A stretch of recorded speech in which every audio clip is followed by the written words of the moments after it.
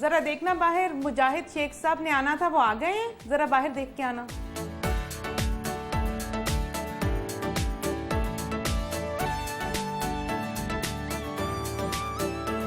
अस्सलाम वालेकुम।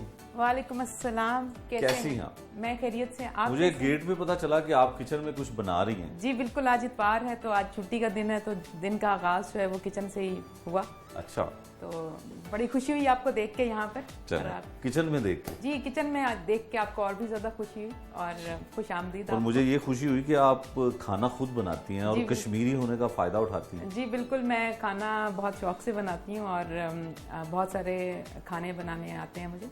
कश्मीरी जो है वो बड़े हैवी किस्म के नाश्ता करते हैं नाश्ते में, तो आप तो बस ये आज डाइटिंग वाला है, ये ऑमलेट है, कबाब है। और डाइटिंग भी नहीं करते कश्मीरी। और पराठे जो है ना, ये कश्मीरियों की डाइटिंग में भी इतना सा चल जाता है, तो आप ये समझे कि डाइट नाश्ता है ये। तो वैसे क्या अच्छा बना लेती हैं?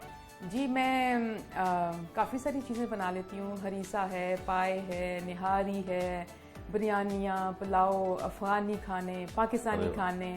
अच्छा, तो मैं काफ़ी सारी वैरायटी में खाने जो है वो बनाती हूँ। स्नैक्स जो है वो खुद बनाती हूँ। तो सियासत में इतना टाइम मिल जाता है कि नहीं, अब तो खैर काफ़ी कम मिलता है, मुश्किल होता है, लेकिन जब दावतें वगैरह होती हैं, जब मेहमान आ रहे होते हैं या जब फरमाइशी प्रोग्राम होते हैं खानों के, तो फिर मैं डेफिनेटली पकाती हूँ। फिर अब आपने जो बनाया हम ज़रूर, क्यों नहीं, आप तशरीफ लाएं।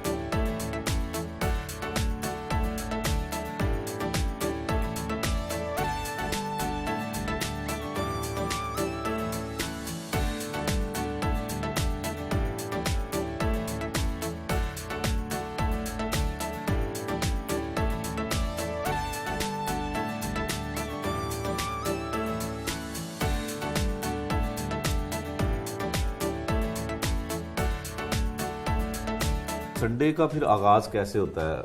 ऑमलेट बन गया, कुछ ऐसे पराठे बन गए, फिर क्या कुछ होता है? जी बिल्कुल, मैं संडे को नाश्ते के बाद या बाज़-औक़ात तो नाश्ते से पहले भी मेरी जो रूटीन है दिन की, संडे है या कोई भी दिन है, तो मैं न्यूज़पेपर बहुत रेगुलर पढ़ती हूँ।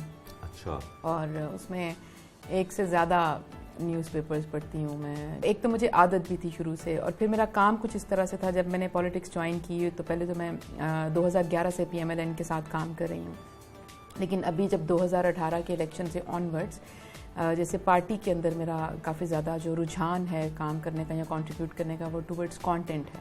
अच्छा, बताइए बहन क्या करती हैं? उनके हस्बैंड भी साथ बैठे हुए, थोड़ा तारीफ करो। बिल्कुल, मेरा ख्याल वो खुद भी बेहतर बता सकते हैं। सबीहा हैं, मेरी बड़ी बहन है, और साथ इकबाल हैं, वो मेरे बहनोई हैं, लेकिन बहनोई कम, और मुझे लगता है कि वो मेरे बड़े ज़्यादा ही। तो फिर सियासत में क्यों भेज दिया बहन को? आप सही कह रहे हैं, बहुत प्रेशर था, हमारे ऊपर भी प्रेशर था कि अच्छा यंग सियासत अच्छी चीज़ हाँ जी, सियासत अच्छी चीज़ नहीं है, लेकिन हम कहते थे कि अगर हम जैसे लोग सियासत में नहीं आएंगे तो फिर सियासत का ये इमेज जो है ये ठीक नहीं होगा। अच्छी बात जो है मुझे लगता है कि वो ये है कि इसने सियासत में अपनी जगह खुद बनाई है। ये नहीं कि आपकी एक फैमिली बैकग्राउंड है और आपके लोग पहले पॉलिटिक्स में हैं, वो भी कोई बुरी बात नहीं है, लेकिन वो कहीं ना कहीं आपको गुंजाइश मिलती है कि आप आ रहे हो। इसने अपनी जगह खुद बनाई है और तनहा बनाई है, तो इसलिए हमें तो बड़ा फख्र होता है कि ये सियासत में आई है, और ज़ाहिर ये सियासत में इसका पहला कदम है। हम इंशाल्लाह इसको बहुत आगे देखते हैं, और इंशाल्लाह हमें उम्मीद है कि ये बहुत आगे जाएगी। इकबाल साहब, साली आधे घर वाली तो होती है, तो आपने तो पूरा घर ही दे दिया, उन्होंने कहा बेटी की तरह आप ट्रीट करते हैं। जी जी, ज़ाहिर है सलमा, मतलब अपार्ट फ्रॉम पॉलिटिक्स, सलमा का ये कि वो बहुत अच्छी लिसनर है, और जिस तरह की मतलब सलमा से गपशप होती है, अब जब भी आते हैं तो जो ये रुदात जिस तरह सुनाती हैं, और इन्होंने साइकोलॉजी पढ़ा हुआ, तो इनकी ऑब्जर्वेशन बहुत अच्छी है। ठीक है, तो she is a great company. हम एक चीज़ मिस करते हैं, ये बहुत अच्छी कुक है, शेफ है, बल्कि कुक नहीं कहना चाहिए। ये हरीसे से लेके, मतलब ये यकीन मानिए मैं इसलिए तारीफ़ें नहीं कर रही, मेरी बहन है, मैं असल में बता रही हूँ आपको सही वाली बातें। हरीसे से लेके ये हर चीज़ इतनी बेहतरीन पकाती है, बल्कि हम शर्त लगा सकते हैं कि हरीसा इससे अच्छा पाकिस्तान में और कोई नहीं पका सकता। वाह। आप सर्दियों में आइएगा, आपको हरीसा खिलाएंगे।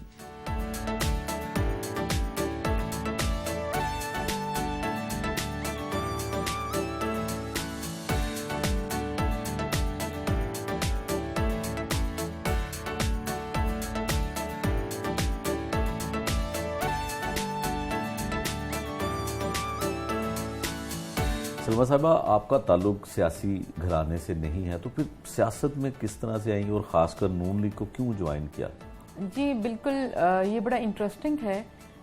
मेरे फैमिली में पहले कोई बहुत ज़्यादा सियासत में उस तरह एक्टिव तो नहीं है, लेकिन मेरे फादर क्योंकि शुरू से जो थे वो काफ़ी इस मामले में काफ़ी विजिलेंट थे और काफ़ी वो एक शऊर रखते थे, और वो उनकी एक सियासी एक उनके अंदर बेदारी भी थी और एक सियासी दिलचस्पी बहुत थी मेरे फादर में। वालिद साहब की ख्वाहिश थी कि आप सियासत में मेरे आएंगी? मैं सिर्फ 5 या 6 साल की थी तो मेरे वालिद ने मुझे एक दफ़ा कहा, ऐसे खेलते हुए कहा कि ये मेरी बेटी, क्योंकि मेरा तरह कद काट थोड़ा था, इस तरह से मैं थी, थोड़ी मोटी थी, टॉल थी, ब्रॉड थी, तो मेरे फादर ने कहा कि ये मेरी बेटी बड़ी हो के MNA बनेगी तो ये इसको बड़ा जचेगा। तो इतनी कामयाबियां हासिल की तो शादी की तरफ क्यों ध्यान नहीं गया? बस कुछ चीज़ें अल्लाह के हाथ में होती हैं, और ये भी खुदा की देन है कि मैंने अगर इस तरह की भरपूर ज़िंदगी जी बहुत छोटी उम्र में। मुझे लगता है कि जब मेरे साथ की बहुत सी मेरी फ्रेंड्स हैं, कॉलेज फेलोज़ फ्रेंड्स, जब उनकी पूरी फोकस और तवज्जो सिर्फ शादी में था, वो गलत चीज़ नहीं है, बुरी बात नहीं है, अच्छी बात है, उनकी टाइम था शादी की।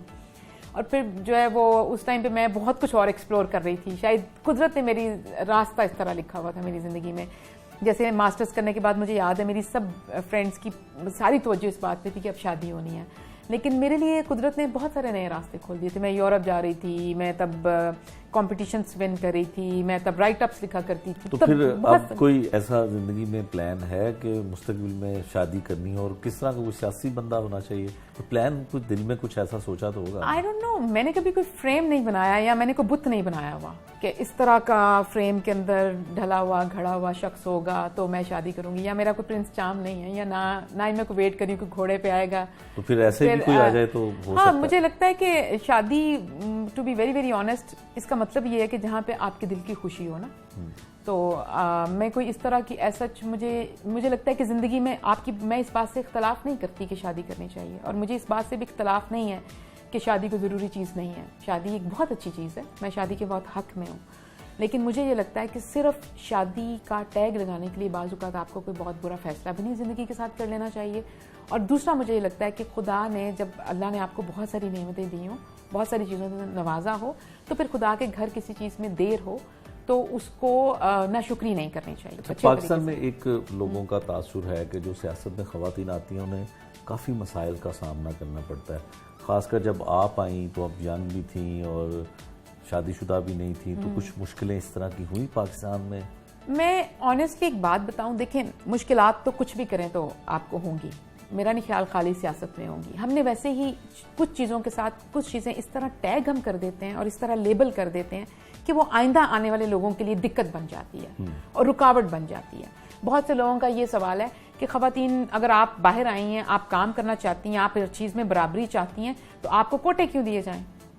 तो ये सवाल बहुत ज़्यादा हमसे किया जाता है। मेरा ये ख्याल है कि ये कोटा देना, हमें कोई ये नहीं हो रहा कि बराबरी का हक मिल रहा है। आप ये देखें, आप जब वो जैसे वो कहते हैं ना कि आप पहले प्ले फील्ड जो है वो लेवल करें तो फिर आप उसमें कंपटीशन की बात करें। जब प्ले फील्ड ये है कि पिछले 74 साल में ख़वातीन सियासत में नहीं रही हैं, और अब अगर वो सियासत में रुझान आना शुरू हुआ है तो वो कहाँ से आना शुरू हुआ? वो रिजर्व सीट आई, कोटा आया तो ख़वातीन आना शुरू हुई। कोटे में आने वाली ख़वातीन मेरिट पे आती हैं? जी देखें, इसमें इसका एक बहुत सारा कॉम्बिनेशन है। मैं अब एग्जैक्टली मैं ये भी नहीं कह सकती कि उसका कोई सर्टन सेट मेरिट बना हुआ है और वो मेरिट आप फॉलो करके आ रहे हैं, ऐसा भी नहीं है।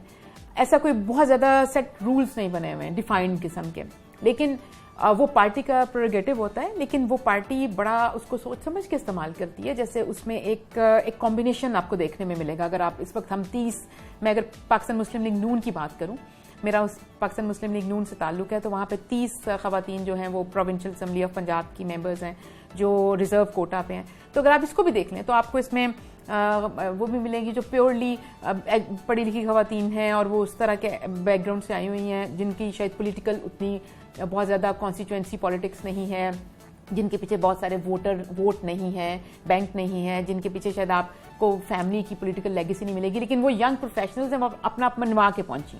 जैसे अगर आप मेरी मिसाल दे रहे हैं, मेरी और भी फ्रेंड्स हैं, मेरी पार्टी में सानिया आशिक हैं, एक MP हैं मेरे साथ, बड़ी यंग हैं, वो आप देख लें, उनकी भी इसी तरह उनके बारे में तो यह है कि वो मरियम साहिबा के साथ बहुत करीब हैं, तो शायद इस वजह से नहीं, वो मरियम साहिबा के साथ करीब में क्यों है? क्योंकि वो काम करती हैं। वो काम करके आई हैं। और मैं हमजा साहब के साथ काम करती हूँ, मैं मरियम नवाज़ के साथ काम करती हूँ, मैं पार्टी के लिए शहबाज शरीफ साहब मेरे लीडर हैं, मेरी पार्टी के प्रेसिडेंट हैं, नवाज शरीफ साहब मेरे कायद हैं। और मैं ये बात बड़े फ़ख्र से कहना चाहती हूँ कि मैं जब स्टूडेंट लाइफ से निकली थी तो तब मेरी जो बहुत आइकॉनिक किस्म की जो पॉलिटिकल इंस्पिरेशन थी वो मियां मोहम्मद नवाज शरीफ थे। तब नवाज शरीफ को मैंने एज प्राइम मिनिस्टर देखा हुआ था। तो मैं जब व्हेन आई ग्रू अप, और जब मेरे उस टाइम में नवाज शरीफ सब 2 दफ़ा प्राइम मिनिस्टर रहे हुए थे, तो मैं बहुत मुतासिर थी। और मेरा PMLN ज्वाइन करने की बहुत बड़ी वजह मियां मोहम्मद नवाज शरीफ हैं और उनकी वो इक्तिसादी पॉलिसीज़ हैं। जब वो आते थे तो वो जो उनकी इकोनॉमिक पॉलिसी देते थे, मैं उसके साथ बहुत मुझे वो लगता था कि ये ठीक करते हैं, ये आते हैं, इकोनॉमी बदल जाती है, सूरत हाल मुल्क की बदलती है।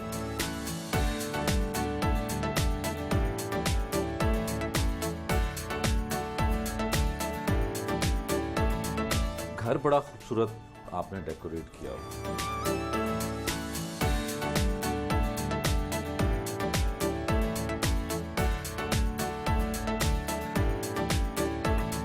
किताबें जो आप देख रहे हैं तो वो बिल्कुल, मैंने जैसे आपसे कहा कि हमारे यहाँ शुरू से एक तालीम का रुझान था, और अभी भी आप अगर देखें तो इसमें से ज़्यादातर जो आपको किताबें मिलेंगी वो सारी बहुत मालूमाती और तालीम वाली जिनका था, और बहुत सारी आपको रिपोर्ट्स मिलेंगी।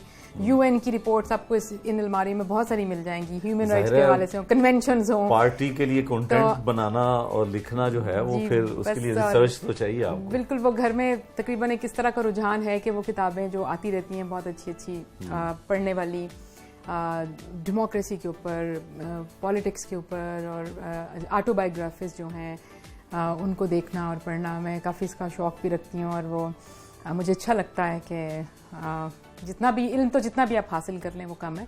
मैं ये तो नहीं कहती कि मैंने बहुत कुछ पढ़ लिया है, ऐसा नहीं है, बहुत कुछ है जो भी पढ़ना बाकी है, सीखना बाकी है। रुझान ये बन गया है किसी भी सियासी जमात का कि खुद शायद जो लीडर हैं इतना ज़्यादा ना पढ़ते हो, लेकिन रिसर्च बेस काम वो टीम्स बनाई गई हैं। नहीं, मुझे लगता है कि लीडर्स के लिए बड़ा इंपॉर्टेंट होता है। मैं ये ज़ाती मेरा तजुर्बा है, जब हमजा शहबाज साहब जेल में रहे, आपको सामने 21 महीने जेल काट के आए, और फिर जब मरीम नवाज़ अडियाला जेल में होती थी तो मैं उनको वहाँ पे मियां मोहम्मद नवाज शरीफ साहब को, मरीम नवाज़ को जुमेरात मिलने जाती थी। मैं हमजा शहबाज साहब को जब भी कोर्ट में नैब पेशी पे आते थे ज़रूर मिलती थी, फिर वो जब प्रोडक्शन ऑर्डर्स पे आते थे मिलती थी। तो मैंने जो रुझान उनमें बहुत ज़्यादा पाया जेल के अयाम में, वो ये था किताबें पढ़ने का। मैगजीन्स, मैं खुद उनको जब आते थे मैं देती थी किताबें, और वो मुझे कहते थे, वो क्योंकि मैं क्यों देती थी, क्योंकि वो मुझे कहते थे कि मुझे अच्छी किताबें, अच्छे रिसाले, अच्छे आर्टिकल्स, अच्छे मैगजीन्स, मेरा ये काम होता था कि मैं उनको आइडेंटिफाई करके रखती थी। और जब वो मुझे मिलते थे नैब कोर्ट में या मुझे मिलते थे प्रोडक्शन ऑर्डर्स पे, तो मैं उनको अच्छी चीज़ें, बहुत से रिसाले और किताबें देती थी जो वो पढ़ा करते थे। और फिर उन्होंने पढ़ी, मुझे इस बात के इसलिए पता है कि जब दोबारा मिलते थे वो तो जिक्र होता था। मैंने मरीम नवाज़ को अडियाला जेल में खुद देखा, कि मैंने बहुत से लोगों को देखा, और मैंने उनकी दिलचस्पी देखी कि उन्होंने बहुत सारी किताबें पढ़ी, और कई किताबों के काफ़ी वॉल्यूम्स उन्होंने पढ़े जो उन्होंने बाद में जिक्र भी किया। तो वो बहुत शौक़ रखती थी। मुझे लगता है कि वहाँ पे क्योंकि करने के लिए भी कुछ और नहीं था और बहुत वक्त होता था, मुलाकात भी नहीं हो सकती थी, सॉलिटरी कन्फाइनमेंट में थे, ख़ासतौर पे हमजा साहब जैसे अब 21 महीने रह के आए, तो और मरियम बाजी भी जैसे काफ़ी अर्सा आपके सामने 2 दफ़ा जेल में गई। तो मैंने ये देखा है उनके अंदर कि उनके अंदर पढ़ने का शौक़ है। तो ये आपकी बात बिल्कुल बजा है। जहाँ तक भी देखें फैक्ट्स एंड फिगर्स की बात, रिसर्च की बात, बिल्कुल मैं ये एडमिट करती हूँ कि ये पॉलिटिकल लीडर्स लेते हैं, इन्होंने टीम्स बनाई होती हैं, और ये ही तरीका है पूरी दुनिया में। आप देख लें, ग्लोबली देख लें, आप देखें वाइट हाउस में भी से उठा के आप इंग्लैंड चले जाएं, आप रशिया चले जाएं, आप चाइना चले जाएं, आप इंडो पाक में, सब कॉन्टिनेंट में किसी और मुल्क के देख लें। आप देखिए पॉलिटिकल लीडर जो होता है, या जो प्राइम मिनिस्टर होता है, या जो पार्टियां चलाने वाले सियासी लीडर होते हैं, एक्चुअली इनकी इतनी ऑक्यूपाइड लाइफ होती है, ये पढ़ते हैं खुद भी।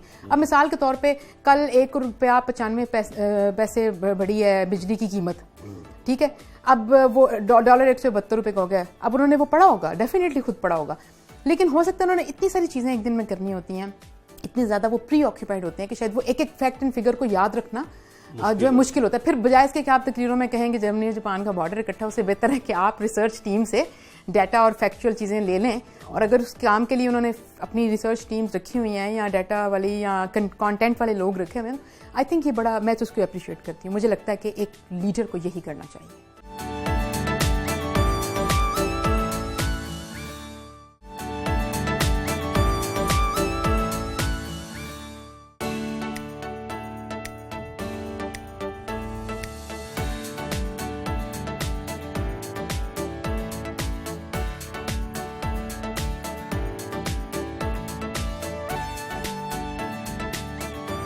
सलमा साहिबा, सुना है कि हमजा शहबाज साहब जो स्पीच करते हैं वो आप लिखती हैं। मेरा बिल्कुल कंट्रीब्यूशन होता है जैसे कंटेंट के हवाले से, लेकिन पहली बात तो ये है कि हमजा साहब की तकरीर कोई लिखता नहीं, वो अपनी तकरीर खुद करते हैं और वो अपनी तकरीर के बारे में जो उनकी फ्रेमवर्क होता है या जो गाइडलाइंस होती हैं वो खुद देते हैं, वो खुद मरतब करते हैं उसको। पहली बात तो ये बहुत क्लियर है। मुझे हमजा शहबाज के साथ काम करते हुए, डायरेक्टली काम करते हुए तकरीबन ये चौथा साल है। मैं 2018 के इलेक्शन से पहले से हमजा साहब के साथ काम कर रही हूँ। और शहबाज शरीफ साहब जो स्पीच करते हैं उसका कंटेंट कौन देखता है या वो खुद ही करते हैं? जी, वो भी इवन मैंने मरियम बाजी के साथ भी मैं काफ़ी ज़्यादा रही हूँ, इन्वॉल्व हूँ मैं। वो मेरी पार्टी के लीडर हैं, वो हिस्सा है। शहबाज शरीफ साहब स्पीच करते हुए बड़े जज्बाती उनका एक अंदाज होता है और काफ़ी अर्सा पहले उन्होंने जो है वो हबीब जालिब साहब का शेर पढ़ना शुरू किया, ऐसे दस्तूर को सुबह बेनूर को मैं नहीं मानता। तो उसकी वजह क्या थी? कोई उनका अंदाज ऐसा लोगों को, या वो वाकई स्पीच करते हुए जज्बात? देखिए, हर जो लीडर होता है उसकी अपनी एक पर्सनैलिटी होती है, उनकी पर्सनैलिटी ट्रेट्स होते हैं, जैसे हम सब के भी होते हैं, तो ऐसे लीडर्स के भी होते हैं।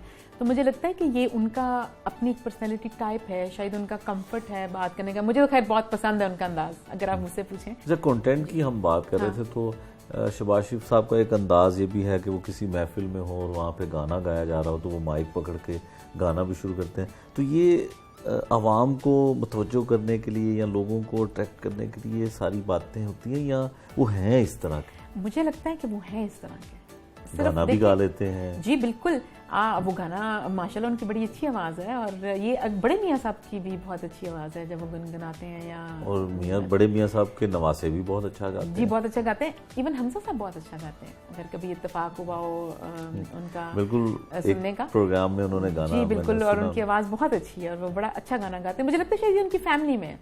और अगर इसको मैं कनेक्ट करूँ, अगर आप देखें कश्मीरी फैमिलीज में, अगर आप अंदरून लाहौर चले जाएं तो आपको अंदरून लाहौर की तकरीबन तमाम फैमिलीज में अच्छा गाने वाले बहुत लोग मिल जाएंगे। ये शायद एक, तो आप भी कश्मीरी हैं? और मैं हूँ तो कश्मीरी, लेकिन अनफॉर्चुनेटली मैं अच्छा गाने वाले कश्मीरियों में से नहीं हूँ। अच्छा। और मेरी अच्छा खाने वाले तो खैर बहुत से आपको मिल जाएंगे, सब होते हैं, लेकिन ये कि हाँ, अच्छा खाने बनाने वालों में से आप कह सकते हैं, लेकिन मैं अच्छा गाने वालों में से नहीं हूँ। तो मेरा ख्याल है ये उनका पर्सनैलिटी ट्रेट है। और ये अगेन ऐसी चीज़ें ये जो होती हैं लीडर, अच्छा ये मुझे लगता है कि शहबाज साहब अगर ये करते हैं तो ये बहुत अच्छा है, वो कनेक्ट करते हैं अपने लोगों के साथ, जिससे लोगों को ये पता लगता है कि लीडर भी हमारी तरह ही बहुत सारी चीज़ें करते हैं। जैसे वो अगर गाना गाते हैं पब्लिक में, या वो पब्लिक के साथ निकल जाया करते थे, वो बारिश में बाहर आते थे, लोगों ने बहुत कहा इसको, बहुत सारे नाम दिए, शोबाज कहा, बूट्स पहन के आना कहा।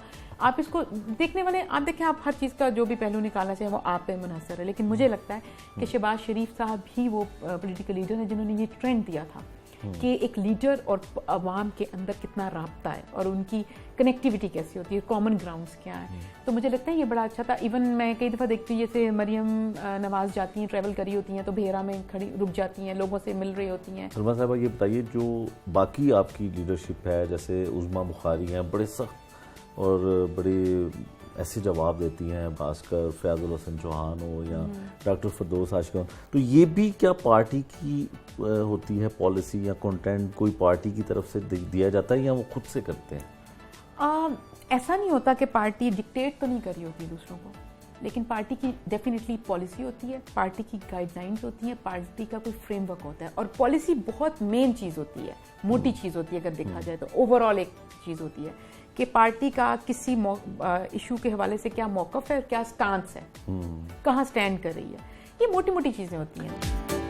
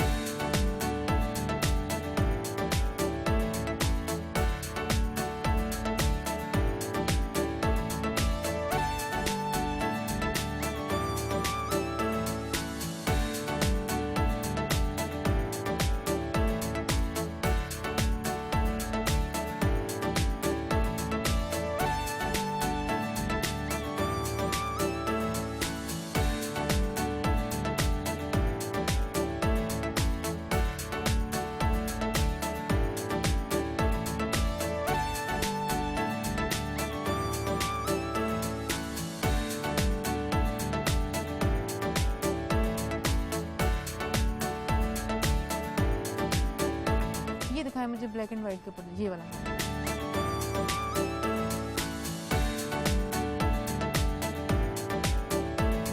पंजाब असम्बली में जो ख़वातीन ख़ास कर जाती हैं वो बड़ा फ़ैशन का ख्याल करती हैं। आपको भी इस तरह का कोई शौक़ है कि फ़ैशन को मद्देनज़र रखा जाए?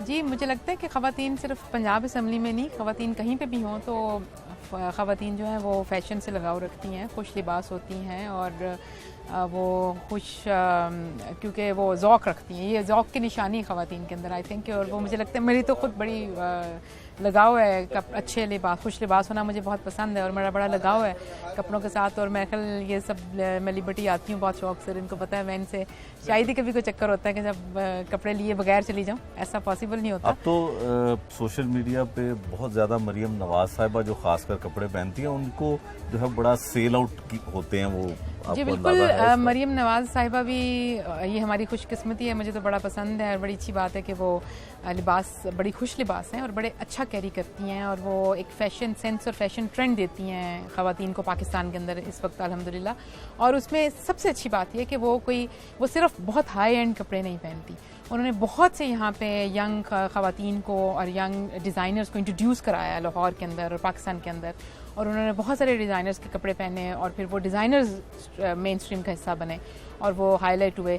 और जिस तरह से वो कैरी करती हैं और जिस आपने भी देखा होगा उनके लिबास पहनने के अंदाज में कि वो बहुत कम कीमत में भी अगर आप उस तरह के लिबास बना सकते हैं, अगर कोई उनके लिबास से मुतासिर होकर उसी तरह के लिबास बनाना चाहती हैं जो ख़वातीन, तो ये आप देखें कि बिल्कुल प्लेन सूट्स होते हैं बहुत दफ़ा और 3 पीस सूट होते हैं और वो आप कोई भी सादा कपड़ा लेके उनको डाई करा के अच्छे रंग में अच्छे तरीके से किस तरह आप कैरी कर सकते हैं।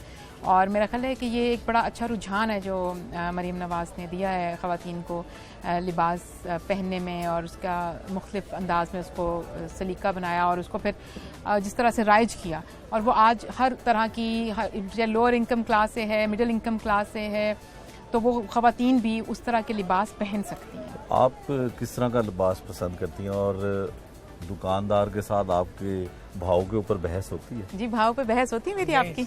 नहीं, बहस भाव पे बहुत कम बहस होती है। वो इतने अच्छे हैं जैसा दुकान पे जो होते हैं, ये फारूक भाई हैं और भी मैं जिन दुकानों पे रेगुलर जाती हूँ, कि मुझे लगता है वो मेरे साथ वैसे ही बहुत बहन भाइयों वाला जो है वो एक अंदाज़ है मेरा, इनके साथ बहुत प्यार है, बहुत आना जाना है। तो पंजाब असम्बली में कितना महंगा सूट पहन के जाती है? मैं जी बहुत महंगे कपड़े नहीं पहनती हूँ और ना मुझे कोई ऐसा कोई इतना कोई है कि बहुत महंगा ही कपड़ा हो तो कोई आपकी शख्सियत बनती है, ऐसा नहीं होता। शख्सियत जो होती है वो आपने खुद अपनी संवारनी होती है, खुद बनानी होती है और आप बड़े कम कीमत कपड़ों में भी बहुत अच्छे लग सकते हैं। मेरा ये मानना है, यकीन है मुझे इस बात का। मैं बहुत से अपने कपड़े खुद बनाती हूँ, खुद डिज़ाइन करती हूँ।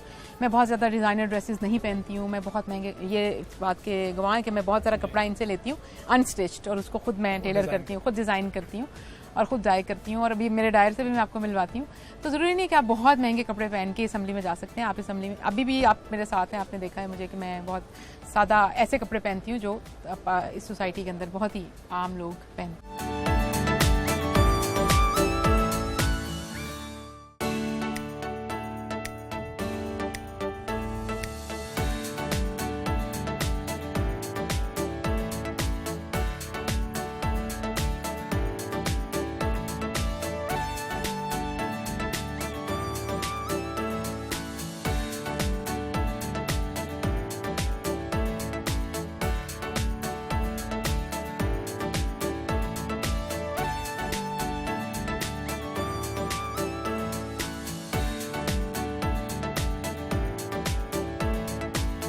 सियासतदान और एक आम खातून जो बाज़ारों में शॉपिंग करती है उसमें क्या फ़र्क महसूस होता है? मुझे लगता है कि ये जब आप बाज़ारों में आते हैं, मैं आती हूँ, ये मेरा बड़ा फेवरेट बाज़ार है जहाँ मैं आपको लेके आई हूँ। मैं लिबर्टी है, ये इसकी बैक पे इसको दुपट्टा गली कहते हैं, ख़वातीन की ये मशहूर ज़माना मार्केट है।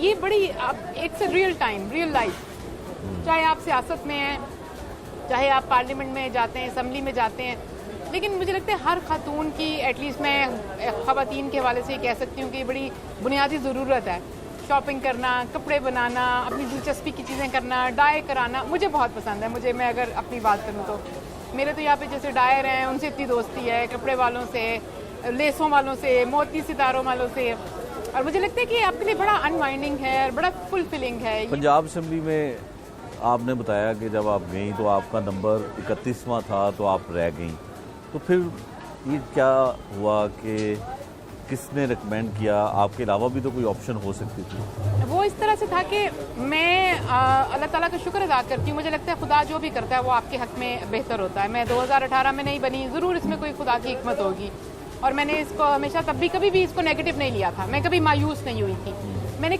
एक दिन भी डिसअपॉइंटमेंट नहीं थी मेरे अंदर। और मुझे लगता था कि मैं तब भी 2018 में भी समझती थी कि अल्लाह के बाद मुझे लगता था कि मेरी पार्टी लीडरशिप का बड़ा मैं उनका शुक्रिया अदा करना चाहती हूँ कि उन्होंने मुझे ट्रस्ट किया और मेरा नाम आया लिस्ट में। हमजा शहबाज साहब का मैं बहुत ज़्यादा शुक्रिया अदा करना चाहती हूँ कि उन्होंने मुझे डायरेक्टली जानते थे, मेरे से वाकिफ़ थे, मेरे काम को देखते थे, डायरेक्टली उस वक्त देखते थे वो, तो उन्होंने मुझे ट्रस्ट किया और मुझे इस काबिल समझा कि मेरा लिस्ट में नाम आया। और उसके बाद अनफॉर्चुनेटली हालात ऐसे हुए कि मैं 1 नंबर से बाहर रह गई। हमारी 30 MPs बनी, मेरा 31वां नंबर था। लेकिन फिर बहुत अनफॉर्चुनेट है कि अभी जब पिछले 1-1.5 साल से पूरी दुनिया कोरोना की वबा में किस तरह से जकड़ चुकी है और इसके मुतासिर है, तो मेरे लिए बहुत मुझे आज भी दिली अफसोस होता है। मैंने कभी नहीं सोचा था कि मैं असम्बली के अंदर इस तरह आऊँगी, लेकिन कुदरत के अपने कवानीन है। हमारी एक बहुत ही हर दिल अजीज़ बहुत सीनियर पार्टी की मेंबर थी और पार्टी मोहतरमा मुनीरा यामीन सत्ती साहिबा मरहुमा, वो कोरोना से उनकी वफ़ात हुई, बीमार थी, जो कि मेरे लिए बहुत तकलीफ़ थे। मुझे आज भी तकलीफ़ होती है इस बात पे, और मैं अल्लाह ताला से दुआ कहूँ कि अल्लाह ताला उनके दर्जात बहुत बुलंद करें। उनकी पार्टी के लिए बहुत खिदमत की, उनके ख़ानदान की।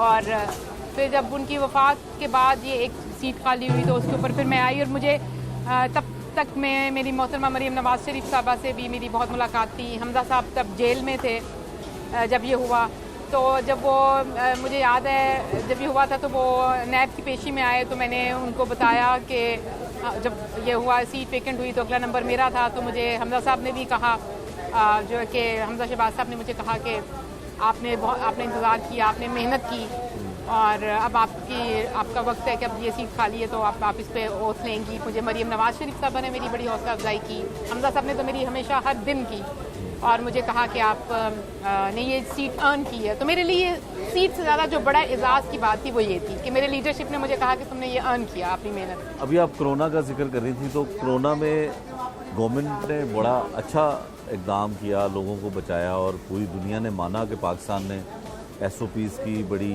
जो है वो अमल दरामद करवाया। तो आप क्या समझती हैं कि इस इक़दाम को सराहती हैं आप? मैं इस चीज़ पे तो बड़ी खुश हूँ कि पाकिस्तान, अल्लाह का करोड़ शुक्र है कि उस तरह के मुतासिर ममालिक में से नहीं है, जैसे दुनिया में कुछ जगहों पे बहुत ज़्यादा हुआ। यूरोप में देख लें आप, इंग्लैंड में हमने जो हालात देखे, हमने स्पेन में जो हालात देखे शुरू में, हमने अमेरिका के जो हालात देखे, हमने इंडिया में जो देखा, हमारे बहुत बुरा था वो सब। जब इंसानियत की बात करें तो बड़ी दुख की बात है वो, जहाँ भी हो, जिस भी मुल्क में हो। लेकिन पाकिस्तान बचा रहा, इसमें कोई, मैं इस बात पे इतनी मुत्तफिक नहीं हूँ कि हुकूमत की तरफ से कोई बहुत अच्छी इक़दाम थे। ये मुझे लगता है कि अल्लाह का करम है कि पाकिस्तान में उस तरह से आउटब्रेक उस इंटेंसिटी का नहीं हुआ। पाकिस्तान के अंदर हम उतनी मुश्किलात में घिरे नहीं हैं। मुझे लगता है इस बात पे खुदा का जितना शुक्र अदा किया जाए कम है, क्योंकि अगर हुकूमती इक़दाम की अगर आप बात करते हैं, मुझे लगता है इससे बहुत बेहतर होने चाहिए थे। मिसाल के तौर पे अगर अभी वैक्सीन को देख लें आप, जब से वैक्सीन आई है तो पाकिस्तान दुनिया के सबसे उन ममालिक में जिधर वैक्सीन सबसे स्लो हो रही है और सबसे कम तरीन वैक्सीन हो रही है। और इसी तरीके से अगर हम वैक्सीन करते रहे तो हमें 22 करोड़ आवाम को वैक्सीनेट करने के लिए शायद अगले हमें 17-18 साल लगेंगे इस रफ्तार से, तब तक शायद वबा भी चली जाए।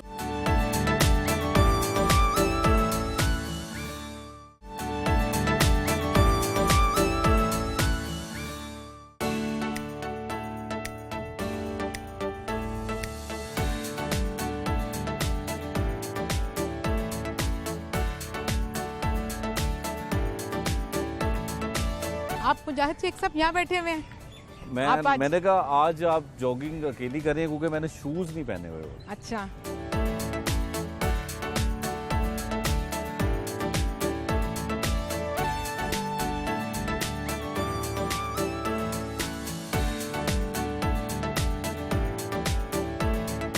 सलमा साहिबा कितना ख्याल रखती हैं फिटनेस का? जी, मेरी कोशिश होती है और मेरी ख्वाहिश भी है। मैं पहले तो काफ़ी स्पोर्ट्स गर्ल होती थी जब मैं कॉलेज के ज़माने में, और उसके बाद भी और मैं बहुत मोटी होती थी पहले, बचपन में मैं बहुत मोटी होती थी, बिल्कुल जैसे कश्मीरी घरानों में सलमा भट्ट मेरा नाम है, और मेरा इतना ज़्यादा वेट होता था कि मेरे पेरेंट्स का बहुत बड़ा कंसर्न था, फिर मेरे बहन भाइयों का, पूरी फैमिली का बहुत कंसर्न था मेरा वेट। और मैं ये बताना चाहती हूँ कि मैंने बड़े होकर जो वेट कम किया, मैंने 50 किलो वज़न कम किया था, मैं इतनी मोटी होती थी। और फिर जब मैंने कम किया तो वो क्योंकि मैंने एक्सरसाइज से किया, डाइटिंग से किया, तो फिर मेरा इंटरेस्ट बहुत डेवलप हो गया। मैं स्विमिंग करती थी, मैं जॉगिंग करती थी, मैंने हॉर्स राइडिंग की, फिर मैं जिम जाती थी, और फिर मैं घर में भी करती थी, मैं एरोबिक्स करती थी, मुख्तलिफ अदवार में मुख्तलिफ चीज़ें वक्तों में करती थी। पिलाटेस किया मैंने, फिर मैंने कार्डियो करने जाती थी, फिर मैं क्लासेस ज्वाइन करती थी। शायद ही कोई लाहौर का जिम होगा जिसमें मैं नहीं गई होंगी। आपका जिस जमात से ताल्लुक़ है, हाँ, उसमें पहले वालिद वज़ीर आज़म, अब बेटी वज़ीर आज़म की उम्मीदवार हैं, तो आपको लगता नहीं है कि ये मरूसी सियासत जो है वो? अच्छा, ये बड़ा इंटरेस्टिंग सवाल है। मैंने इस पर एक दफ़ा एक आर्टिकल भी लिखा था अखबार में, और वो छपा भी था। काफ़ी साल पहले मैंने लिखा था, तब मैं भी सियासत में एक्टिवली थी भी नहीं इतनी, मैं MPA नहीं थी तब। मैंने मौरूसी सियासत में, डायनेस्टी पॉलिटिक्स पे लिखा था।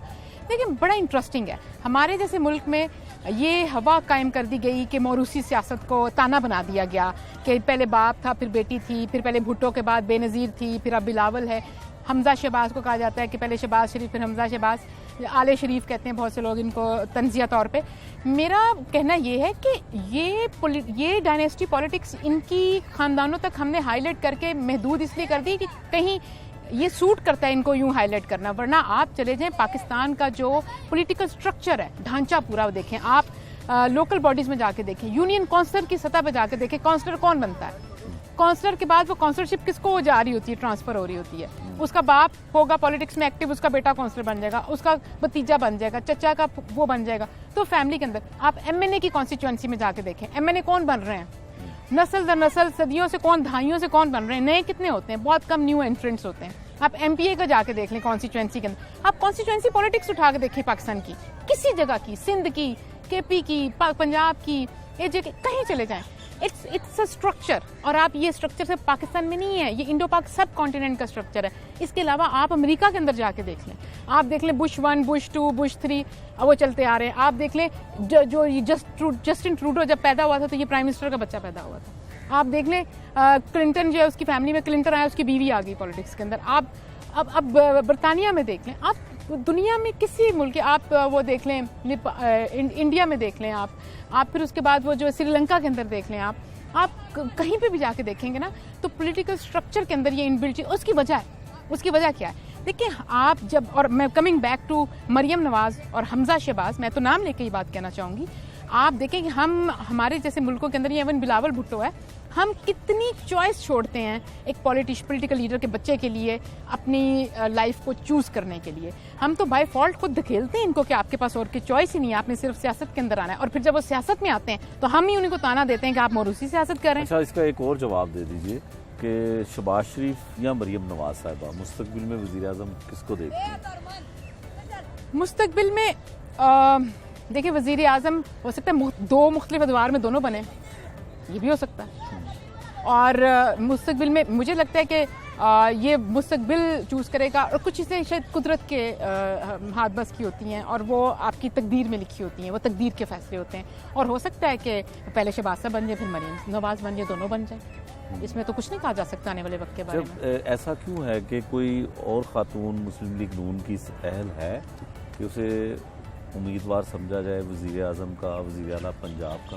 देखिए, अहल तो आपने खुद को साबित करना होता है, और फिर आपको होता है कि आपके पीछे कितनी पब्लिक, आपके पीछे कितनी सपोर्ट कितनी है, चॉइस कितनी है। देखिए, अगर हम बात करते हैं मरियम नवाज की या हमजा शहबाज की, तो देखें इनको अवाम देखना चाहते हैं, इनको अवाम पसंद करते हैं। मरियम नवाज एक दफ़ा 4 रैलियां निकाली तो आपको इस हद तक पॉपुलर हो गई और वो क्राउड पुलर बन गई कि आपको उनको गिरफ्तार करना पड़ा उनके वालिद के सामने, कोट लखपत जेल में आपको उठा के अंदर डाल देनी पड़ी कि 5वीं रैली थी उसके बाद 4 रैलियां नहीं आप बर्दाश्त कर सके।